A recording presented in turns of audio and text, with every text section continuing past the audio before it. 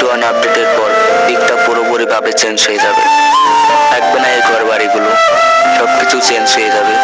Free fire কমিউনিটিতে যতগুলো বড় বড় ইউটিউবার আছে সবাই ল্যান্ডিং করতো এই পিকের মাঝে। সবশেষে আমরা সেই পিকটাকেই হারিয়ে ফেলতেছি। এই পিকটা হলো আমাদের একটা ইমোশন, আর অবশেষে আমরা এই পিকটাকেই হারিয়ে ফেলতেছি। কতবার যে ল্যান্ডিং করেছি ওই পিকের সাইনবোর্ডটাতে তার হিসেব নেই। ওই সাইনবোর্ডটার উপরে অনেক র্যাঙ্ক পুশ করেছি, কতবার যে র্যাঙ্ক পুশ করেছি তার কোনো হিসাব নেই। অবশেষে আমাদের ওই সাইনবোর্ডটা আর থাকছে না। আবার কখনো কখনো এই স্কুল ঘরের ছাদের উপরেও র্যাঙ্ক পুশ করেছি। মিস করবো এই দিনগুলোকে, অনেক মিস করবো। মিস করবো পিকের এই ডবল ডোর ঘরটাকে। এই ঘরে ল্যান্ডিং করে সর্বপ্রথম একটা গান নিয়ে চুপ করে বসে থাকতাম এখানে, কখন এনিমি আসবে আর তাকে এভাবে জাম্পশট করে মেরে দেব। তো অনেক খুশি লাগতো সেই দিনগুলোতে। অবশেষে থাকছে না আমাদের এই পিকের এই ডবল ডোর ঘরটা। মিস করবো এই পিকের ডবল ডোর ঘরটাকে। এবার আসা যাক মিস্টার টিপুলার ভাই সেই ফেভারিট দোতলা বাড়িতে।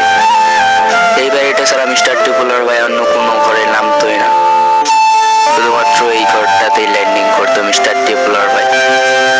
যদিও কোনো মিস্টার টিপুলার ভাই ম্যাচে পড়তো তাহলে তার পাগলা ভক্তরা এই বাড়িটাতে ল্যান্ডিং করতো, যাতে সে মিস্টার টিপুলার ভাইয়ের সাথে টিমিং করতে পারতো। মিস্টার টিপুলার ভাইয়ের সাথে টিমিং করে অনেক মজা পেত তারা, কারণ মিস্টার টিপুলার ভাই কখনো টিমিং করে কাউকে মেরে দেয় না।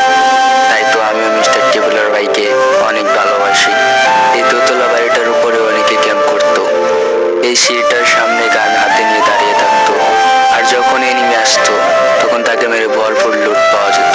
মিস করবো এই মুহূর্তটাকে, আর মিস করবো এই দোতলা বাড়িটাকে। আর বাকি আছে আমাদের এই ভাঙা বাড়িটা।